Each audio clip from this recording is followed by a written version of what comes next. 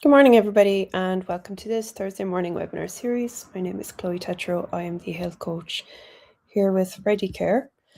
And my little animation didn't start off this morning. Either which, for today, we are going to be looking at the topic of hay fever. 14th of May today. So hay fever is well and truly started, at least in this part of the world.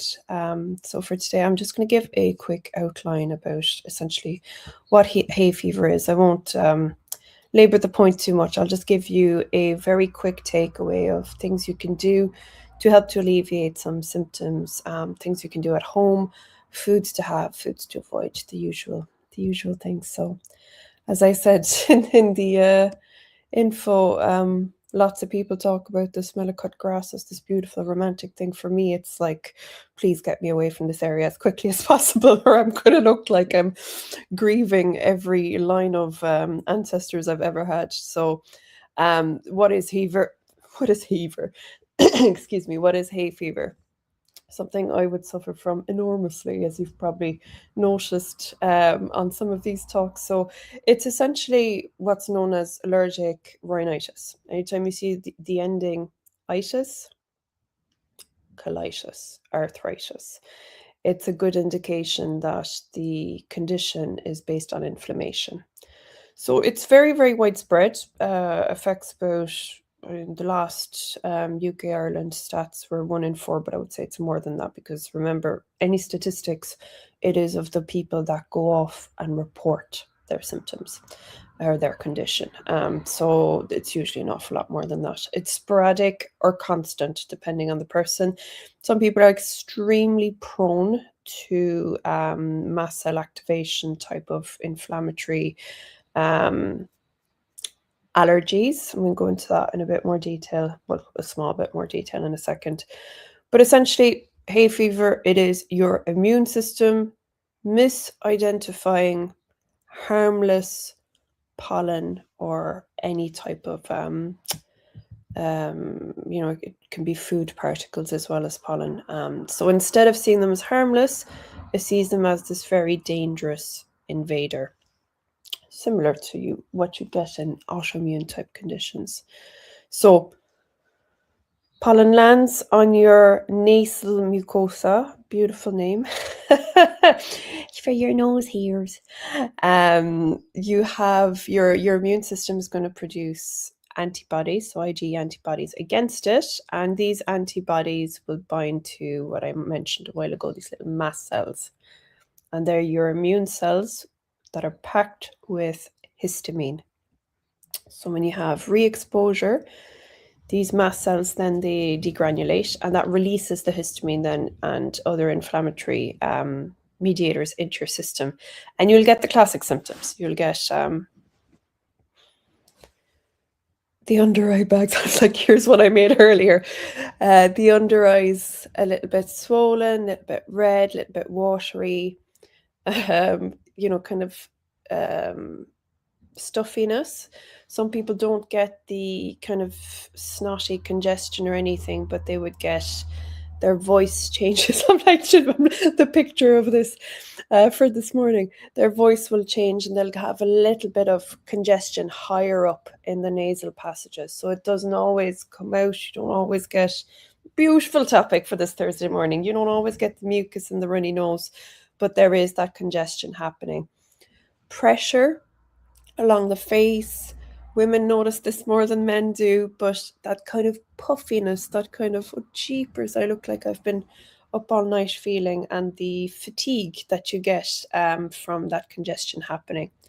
So most evidence-backed, most food-based strategies will work either by stabilizing your mast cells, because remember, they're the little thing that they will release less histamine if they're stabilized, or reducing your overall inflammation.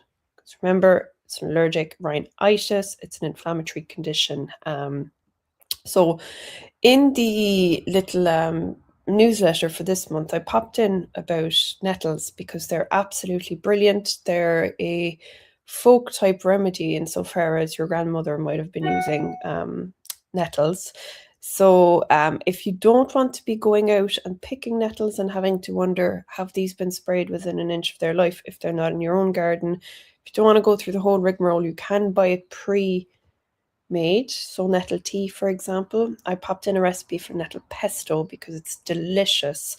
And it's very Moorish, but it's really, really brilliant to treat allergic type symptoms. So there was a randomized double-blind placebo-controlled trial, which is ticking all the boxes for sounding very legit and being much more legit than observational type causal studies. It's 2017 study on this, which was published in the Iranian Journal of Pharmaceutical Research, and it looked at nettle root extract alongside your standard antihistamine treatment in patients with allergic rhinitis. So what it showed is the nettle basically provides additional symptom relief than the standard, kind of off-the-shelf antihistamines. When it's used as a supportive therapy, so you can use it just by itself. An awful lot of people, why I'm mentioning this, you're saying, why are you mentioning nettles? Antihistamines exist. They do. But an awful lot of people have reactions to them. So the main one, the most common one is extreme drowsiness. The other ones could be drying out of mucous membranes, so eyes, mouth, vagina area for women. It can be, just something that they don't react particularly well, depending on the mixture of interactions with other medication that they could be taking. So that's why I mentioned more natural treatments. I'm not saying that it should replace that one is better than the other, but in the event that a standard antihistamine is not going to cut the mustard for you for whatever reason that you bring to the table, nettles. Nettles are a good one. So they work by inhibiting, histamine production at the source. So remember, little mast cells. And they will regulate the pro-inflammatory cytokines, the prostaglandins. So remember, we're saying it's an inflammatory type condition. The nettle basically helps to not only inhibit the histamine production, but it's also going to bring down the inflammation across the way. So overall, good shout if you want to try something a little bit different. Now, the main things really with histamine, right? I'll mention a few other kind of food-based nutrients. You can buy these as nutrient food supplement extracts, or best case is get them from the food source itself. It's not going to be extracted. It's not going to be in isolation. The body loves synthesis. It loves when lots of things are stacked together in as natural a way as possible. So quercetin, actually, I'm gonna write it in. I'm gonna pop it up on my screen there because it is an absolute powerhouse. Quercetin, how do I do this? I'll do it here. Quercetin. There we go. So, QU. Quercetin is absolutely fantastic if anybody struggles with any type of allergy symptoms, if they have something called mast cell activation syndrome, any problem with their mast cells. Mast cell activation syndrome gained a lot of unfortunate popularity after COVID because an awful lot of individuals that suffer from long COVID can have some mast cell difficulty that usually regulates, but for a period of time after multiple or long infections with COVID, the body will basically react by producing more mast cells activating these, which, as I mentioned, will cascade with the histamines, etc. So quercetin, back to quercetin. Quercetin is a natural antihistamine that will stabilize mast cells, or cells that release the histamine. So foods where you can find quercetin occurring naturally. Red onions, amazing. Apples with the skin. So organic is usually better if I mention with the skin. If you can't get access to organic, give them a really, really good scrub before you have them. Berries, blackberries, blueberries, amazing guys. Capers. Now, I have no idea what I would cook with capers, but some of you might. Capers are the highest food source of quercetin available. Things like broccoli and kale. I'm trying to think of terrible salad I would make with all of these ingredients. So if you bring in a little bit more of these apples with the skin, the berries, the capers, broccoli, kale, onions, particularly red onions, they're absolutely brilliant. They're a brilliant source of naturally occurring quercetin. The other big one, and anything to do with inflammation, you're going to find this is going to be a big one for omega-3, our little friend. So omega-3 is a natural anti-inflammatory. So you're going to find that in your oily fish, salmon, mackerel, sardines. For our vegetarian and vegan friends out there, chia seeds, brilliant source of omega-3, flax seeds, walnuts, all fantastic. Omega-3 is absolutely brilliant. So the more anti-inflammatory your diet is, the better your symptoms are going to be. Vitamin C rich foods, get them in you. Get it in you, Cynthia. So that's going to be things like citrus fruits, kiwis, bell peppers, strawberries, colorful fruit and vegetables. If you can get a lovely salad with a lot of different colors in it, you're going to get usually a very good source of vitamin C. Vitamin C is not just oranges, guys. Now, a funny one, right? So probiotic foods, in theory, things like live yogurts, kefir, sauerkraut, kimchi, in theory, should be quite good because they help your gut health, which influences your immune responses. Now, use with caution any fermented foods if you have a known brain, if you have a known difficulty with allergy type symptoms, because even though they can be, so this is the paradox with foods and whole foods and health in general, if something's good for one thing but it's bad for another, just because it's good for the gut doesn't mean what's good for the goose and good for the gander. They are brilliant and they will often make the list of foods to have, but any fermented food is usually top of the list for foods to avoid, which brings me on to my last topic, foods to avoid. So you want to be keeping away from ferments, so things like aged cheese, cured meats, smoked fish, red wine, all the things I love, unfortunately. Beer, champagne, Prosecco's, basically anything at all fermented. Stay away from things like regular vinegar, use with caution, soy sauce, pickled foods, all delicious things. And be mindful of, now I mentioned berries as a good thing, but I mentioned blackberries and blueberries as a good thing. Be very, very careful, which I'm going to put up on my screen, of the likes of raspberries, and dark chocolate. Again, this personally speaking, this way of eating is the bane of my life because it's all the foods I absolutely love.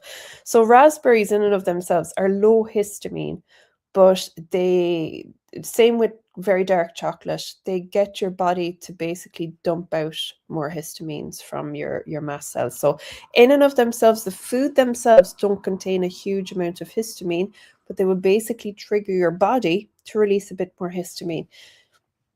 What I used to get before I figured this out, because I used to primarily low carb ketogenic diet. So I used to get a very itchy nose after dark chocolate and raspberries, my favorite combination. Now, I'm not saying to avoid all of these foods because it's difficult to do all of the time. But if you're having a bout at the moment, if you're having a bout, you won't care what I'm telling you to avoid because you'll go anything to make this go away. Yes. So other histamine liberators like the raspberry be things like tomato, spinach, aubergine, our raspberries and our shellfish. So just be mindful of those. Now, if you have a known allergy to specific raw versions of specific pollens, now that's a very small amount of the population, but for those of you that have it, you have it so bad that you absolutely know. If you have an allergy to birch, Peel right back on your apples, pears, cherries, almonds, hazelnuts. This is very specific, but I'm giving specific advice because this is our time for allergies. If you have an allergy to grass, cut grass. Melons, my favorite thing in the whole world. I grew up, my family were melon farmers in France. Melons, oranges and tomatoes, peel right back, and you will know if you have a grass allergy.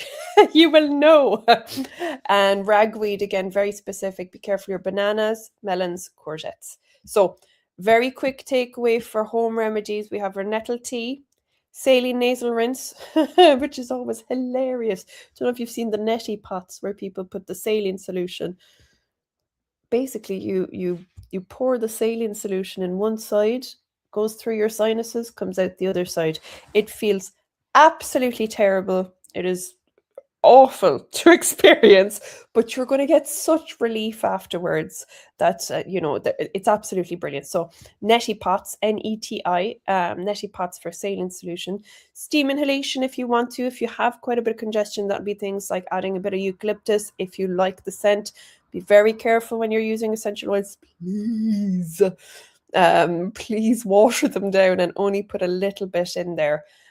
Please don't burn the nasal passages off yourself and then send me an email about it.